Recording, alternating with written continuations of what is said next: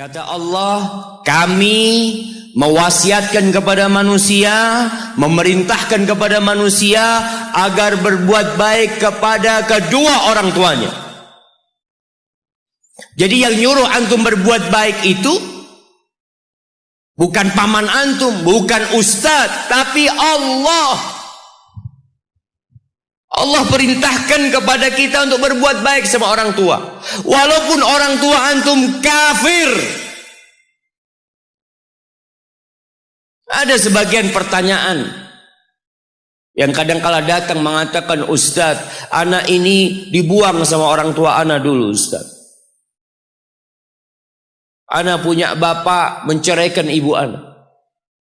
Ibu anak akhirnya bekerja, bapak anak bekerja, anak dititipkan ke kakek dan nenek. Sekarang ketika anak sukses, bapak ibu anak ingin anak berbakti sama dia. Subhanallah, yang nyuruh antum berbakti bukan bapak ibu antum, tapi yang menciptakan antum yang nyuruh antum berbakti. Cukup tubuh antum itu berasal dari darah orang tua antum. Lalu antum berpikir gak mau berbakti sama orang tua. Yang orang tuanya jahat sama dia, merasa dizalimin sama orang tua. Orang tua anak pilih kasih, Ustaz. Orang tua anak seperti ini, seperti itu. Iya, seburuk apapun orang tuamu, tetap itu orang tuamu. Dan Allah nyuruh kamu berbuat baik sama orang tua. Wallahi jamaah, ada seorang syekh cerita dalam salah satu ceramahnya, cerita tentang seorang dokter perempuan di sana, di Arab sana. Ada seorang anak lelaki bawa ibunya. Bawa ibunya masuk ke dokter ini, subhanallah. Ibunya ini gila. Anak-anak muda, belum nikah. Dia bawa ibunya.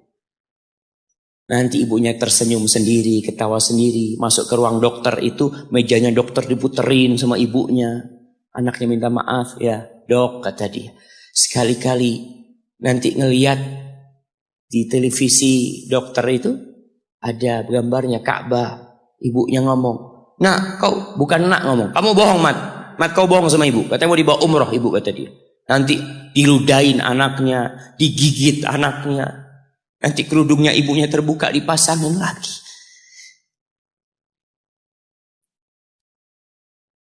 Itu dokter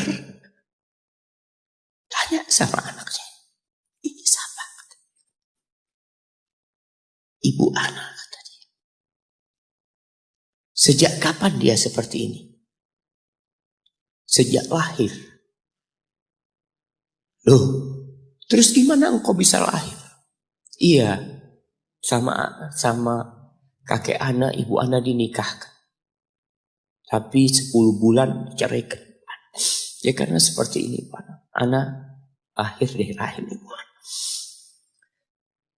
Dan seperti ini kan? Iya, kata dia. Engkau berbakti sama dia, kata dia. Dia kan gak kenal sama engkau. Iya, dia gak tahu sama anak. Tapi Allah tahu kalau dia ibu anak kan. Allah tahu kalau dia ibu anak. Anak harus berbakti. Ditanya, ibumu sakit apa? Ibu kena gula, kata dia.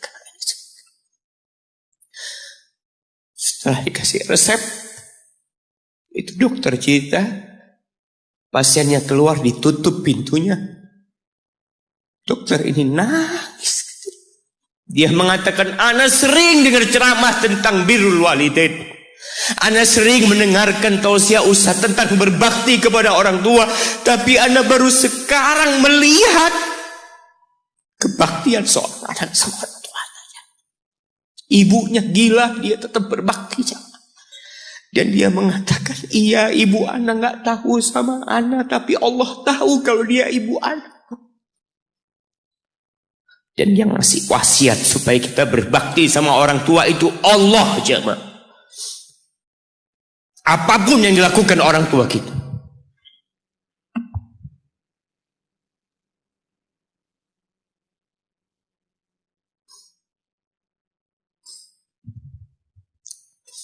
Apalagi ibu. Allah katakan hamalathu ummuhu kurha wa wada'athu kurha. Ibu kita, hamil kita itu dalam kondisi yang sulit.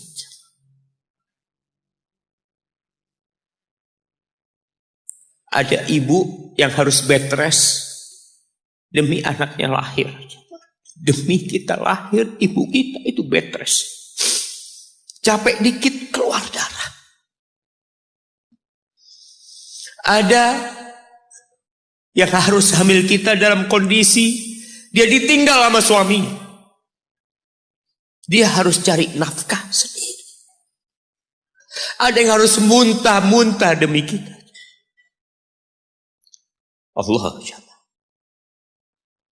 Lalu kita berdiri buat ibu kita, capek. Diceritakan seorang, ya kita semua tahu ceritanya, tentang 3 orang yang masuk ke dalam gua. Kemudian gua itu tertutup dengan batu yang menggelinding. Lalu mereka bertawasul dengan amal soleh mereka.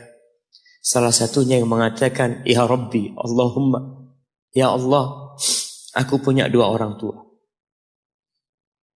Aku punya 2 orang tua. Yang aku senantiasa memberikan susu kepada keduanya sebelum keluarga yang lain minum susu.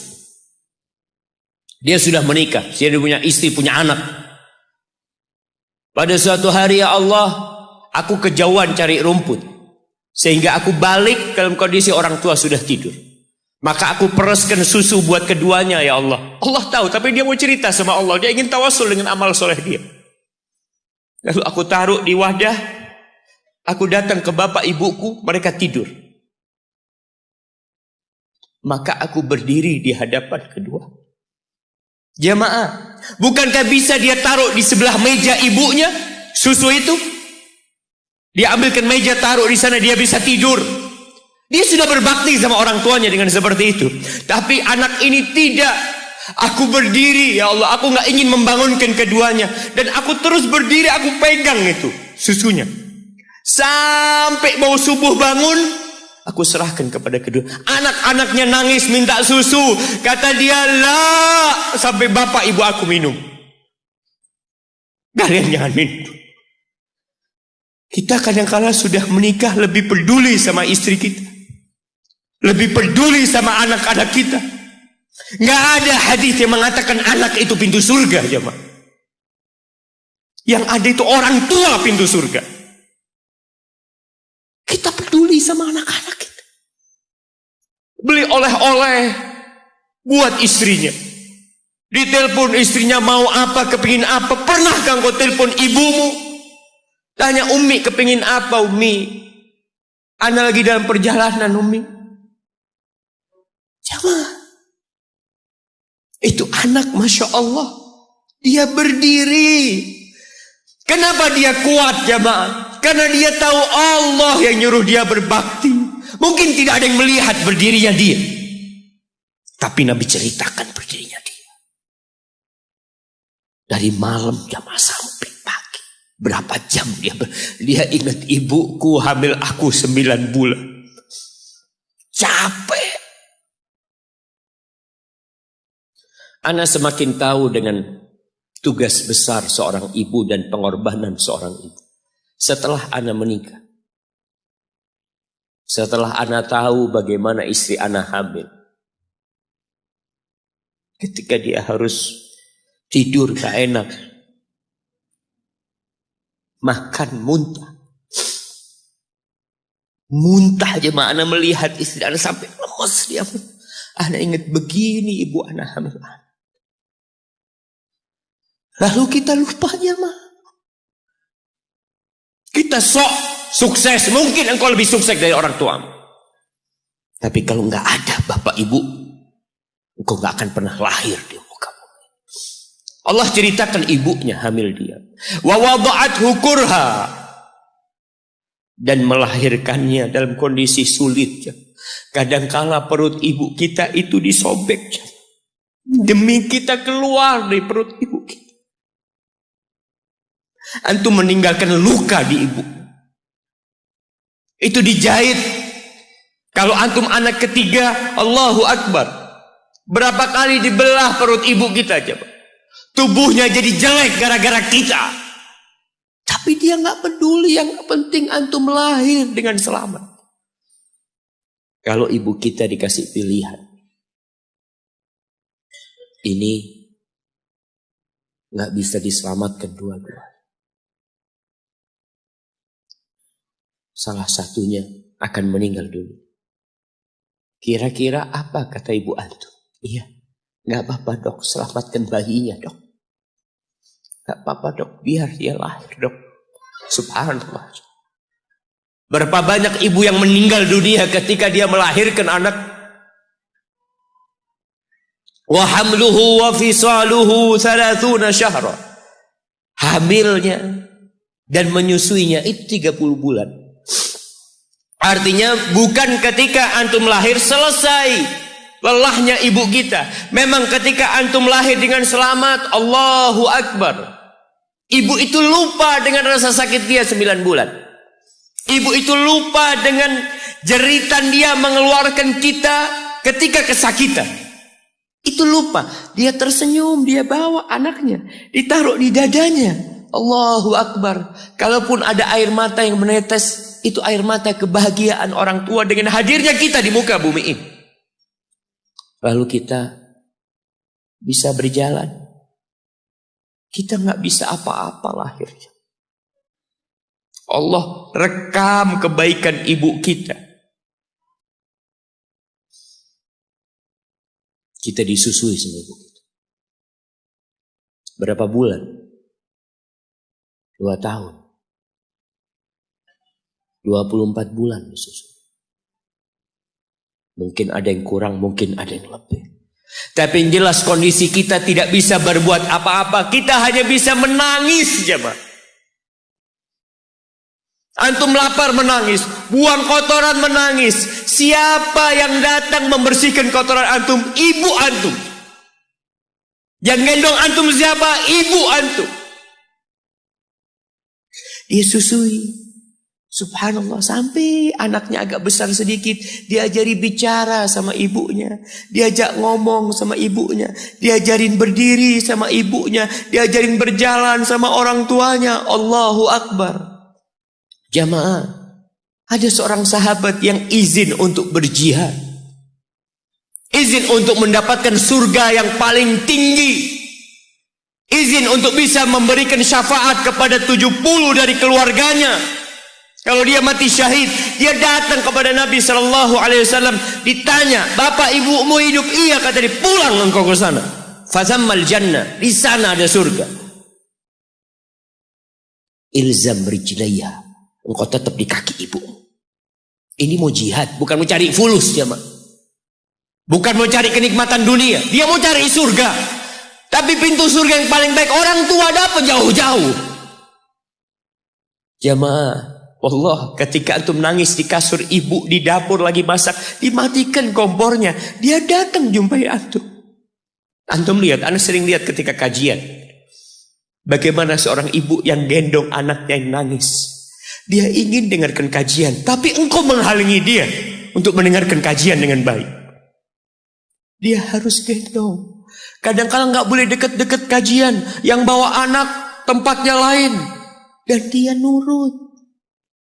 Engkau ganggu hidup dia dari sejak engkau lahir. Kemudian setelah engkau dewasa, engkau enggak berbakti sama ibu. Lupa dengan wa hamluhu wa fisaluhu 30 syahr. Di masa Umar bin Khattab, ada seorang yang datang kepada Umar mengatakan, ya Amirul Mukminin, aku ini jadi kendaraan buat ibu. Aku ini yang membersihkan kotoran ibu. Dan aku palingkan wajahku. Ibuku sudah lumpuh, gak bisa apa-apa. Dan aku berusaha untuk berbakti sama dia. Aturani qad jazaituha. Gimana menurut apakah aku sudah balas kebaikan ibuku? Kata Umar, la, kata dia. Enggak, belum. Ya Amirul Mukminin, bukankah aku sekarang ini telah berbuat kepada ibuku seperti ibuku berbuat kepadaku waktu aku kecil? Artinya sama pekerjaannya sekarang ini. Aku yang menyuapin ibuku, aku yang membersihkan ibuku, yang mengantarkan dia ke kamar mandi. Semua yang pernah dilakukan ibuku, kira-kira sudah aku lakukan semua sekarang. Kata Umar, enggak sama, kata dia. Ibumu waktu merawatmu ketika engkau kecil, ibumu berharap engkau bisa hidup. Sedangkan engkau sekarang merawat ibumu ketika sudah tua sakit-sakitan, engkau berharap ibumu mati. Allah, iya, kita kadang-kadang merasa lelah merawat ibu yang sudah tua. Merasa kadang-kadang, ya Allah, kalau ibu ini meninggal insya Allah lebih baik. Antum mau istirahat. Allah, iya, ridallah fi ridal walidain. Keridhaan Allah bergantung kepada keridhaan orang tua kita. Wa sukhtullah fi sukhtil walidain. Dan kemurkaan Allah bergantung dengan kemurkaan kedua orang tua kita. Jamaah, balasan untuk orang yang berbakti kepada orang tuanya kontan Allah bayar di dunia sebelum di akhirat. Balasan buat orang yang durhaka sama orang tuanya kontan nih, dibayar di dunia sebelum di akhirat. Ma min dzambin ahaqqu an yu'ajjilallahu lahul uquba fid dunya ma'a ma yudakhiru lahu fil akhirah minal baghi wa qati'atir rahim. Wa fi riwayah wal uquq. Tidak ada dosa yang lebih pantas untuk dibalas di dunia sebelum di akhirat nanti daripada kezaliman dan kedurhakaan kepada orang tua. Jadi kalau bicara berbakti sama orang tua, itu bukan kita ngasih tahu sama anak kita, nah kamu harus berbakti sama orang tua, nah kamu harus seperti ini pada orang tua. Nggak perlu. Anak-anak itu perlu contoh dari bapak dan ibu. Berikan contoh, dia akan berbakti. Ingat seorang anak yang dia tinggal sama bapaknya. Bapaknya tinggal sama dia. Bahasanya bapaknya tinggal sama dia. Berarti bapaknya ikut dia. Bukan dia yang ikut bapak. Sudah tua bapak. Istrinya kurang suka sama bapak. Ya udah tua ngerepotin. Akhirnya istrinya usul. Gimana kalau bapak ditaruh di atap. Jadi rumah itu ada atap, ada kamar biasanya di sana di Arab sana. Akhirnya si suami nurutin istri. Mengatakan, ayah keberatan enggak kalau tinggal di atas? Oh enggak apa-apa nak, yang penting kau seneng nak. Bayangkan. Wallahi orang tua kita itu. Yang penting anaknya bahagia. Akhirnya dipindah ke atas. Tiap hari bapaknya ini dikirimin. Pakai piring dari plastik. Plastik apa seng mana lupa. Kirimin ke atas makan ya, nanti bajunya dicuci. Pokoknya nggak kumpul sama cucu-cucunya aja. Seakan-akan diasingkan di sana. Sampai meninggal dunia. Sudah meninggal, selesai. Orang itu kalau orang tua yang meninggal selesai, sudah beban hidup dia. Padahal itu pintu surga yang sudah ditutup buat antum. Maka sebagian ulama ketika ibunya meninggal menangis. Ditanya, kenapa engkau menangis seperti ini, kata dia. Gimana aku tidak menangis, pintu surga terbaik udah tertutup buat aku, kata dia. Udah selesai. Aku belum berbakti sama dia sudah meninggal. Akhirnya ketika meninggal dikubur, bapak anaknya ini mau bersih-bersih kamar bapaknya. Bersama anak dia. Bersih-bersih, sudah dimasukin kantong hitam ya, macam-macam. Ketika piring tempat anaknya ini ngirim makanan buat bapaknya. Mungkin cucunya juga ngirim buat bapaknya. Mau dibuang. Kata anaknya, ayah, jangan ayah. Buat aku ayah. Kata dia. Kenapa? buat apa piringnya? Iya ayah, nanti kalau ayah sudah tua, aku akan pakai ini buat ayah. Anak kecil nggak tahu apa-apa aja. Dia pikir itulah berbakti sama orang tua. Dia ingin mengulangi apa yang dia lihat, dia ingin praktekkan sama bapak. Bukan karena dia ingin durhaka, bukan. Karena dia berpikir itulah kebaktian jemaah. Ketika si anak ini melihat anaknya mengatakan itu, dia nangis dia jemaah. Dia ciumin baju bapaknya yang ada di sana. Selesai sudah jemaah. Selesai. Pintu surga itu sudah ditutup buat antum. Maka nggak perlu antum kasih ceramah anak antum tentang berbakti. Antum minta sama Allah, perbaikin di anak keturunanku ya Allah. Iya. Agar mereka berbakti, bermanfaat. Buat kedua orang tuanya, buat negeri ini, buat agamanya. Tapi tidak hanya dengan omongan. Birrul walidain, berbakti kepada ibu khusus. Itu bukan ceramah yang disampaikan. Bukan pidato yang disampaikan oleh seorang orator. Enggak. Tapi sesuatu yang kita praktekkan dalam kehidupan. Inni tubtu ilaika wa inni minal muslimin. Ya Allah, aku tobat ya Allah. Aku mohon ampun kepadamu. Aku termasuk orang-orang yang berserah diri kepadamu. Jamaah, man ahqun nas bi husni sahabat. Siapakah manusia yang paling pantas mendapatkan kedekatan kita sama dia? Sahabati. Bukan hanya servis dari kita, tapi pendampingan dari kita. Kita lebih sering duduk sama sahib-sahib kita. Ini ketika sahabat bertanya, siapa ya Rasulullah SAW? Qala ummuk, ibumu. Qultu thumma man? Setelah ibu siapa?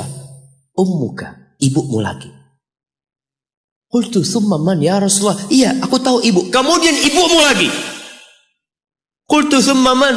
Thumma abuk, baru bapakmu, baru orang yang dekat lainnya. Bayangkan Rasulullah SAW ya, sampaikan ini kepada ya aktivis gender yang mengharapkan persamaan lelaki dengan wanita. Di dalam agama kita wanita diletakkan 3 kali di atas laki-laki dalam kebaktian. Bukan sama bapak, tidak. Maka bapak jangan pernah iri ketika melihat anaknya lebih cinta sama ibunya, lebih berbakti sama ibunya, karena itu syariat Allah Jalla Jalaluh. Iya, kita tetap berbakti sama bapak kita. Tapi ibu kita, kenapa kok ibu 3 kali? Bapak tidak ikut hamil. Rasa lelah ibu tidak pernah dirasakan bapak. Bapak tidak ikut melahirkan. Dia tidak pernah merasakan rasa sakit melahirkan. Bapak tidak pernah menyusuin. 3 ini pekerjaan ibu. Sehingga ibu dikasih tempat yang lebih tinggi. Bihusni sahabati. Dengan pendampingan kita. Dengan kebaikan kita. Ibu kita. Maka berusaha jamaah untuk sering-sering kumpul sama ibunya.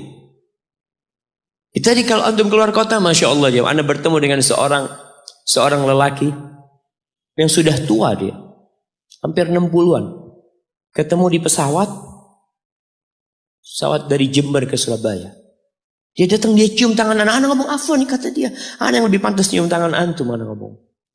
Dia cerita, Ustaz. Anak itu sering dengar ceramah Ustaz, tapi nggak peduli. Sampai suatu hari, anak dapat kiriman video tentang berbakti sama ibu.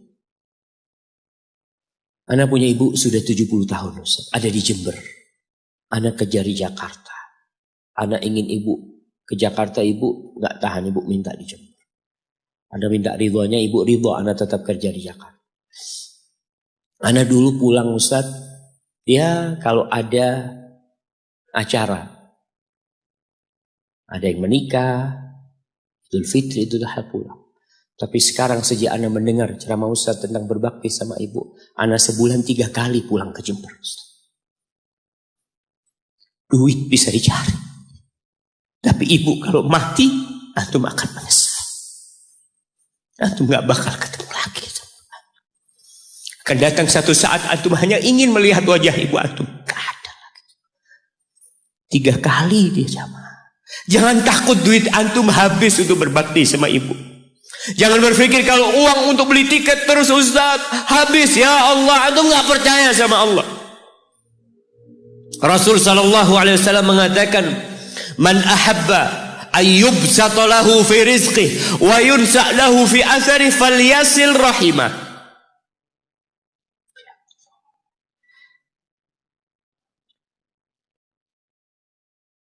Barang siapa yang ingin rizkinya diluaskan, barang siapa yang ingin umurnya dipanjangkan, apa yang dia lakukan?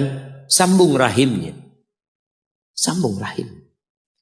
Rahim kita sendiri, ibu kita. Kita dari sana keluar. Itu yang paling berhak mendapatkan kebaktian kita. Antum jangan takut kehabisan waktu. Ketika antum berbakti sama orang tua, Allah berkahin waktu antum. Jangan takut duit antum habis, Allah lipat gandakan apa yang antum keluarkan. Tapi kadang-kala kita nggak yakin. Kita berpikir hitung-hitungan, aduh anak kalau ngasih orang tua berangkat pulang berapa, kalau dihitung aduh nggak masuk Ustaz hitungannya. Antum biarkan malaikat yang itu. Kiraman katibin ya'lamuna ma taf'alun. Allah tuh punya malaikat-malaikat mulia yang tugasnya mencatat. Dia tahu dengan apa yang antum kerjakan. Biarkan mereka yang mencatat. Biarkan mereka yang menghitung. Wallahi jamaah, kita tuh disuruh dekat sama orang tua kita. Apalagi kalau orang tua kita minta. Kalau enggak, ya mungkin dia ridho jauh. Tapi jangan dipikir dia suka antum jauh dari dia. Maka sebagai bentuk kebaktian anak, tetaplah antum dekat sama orang tua. Yang terakhir,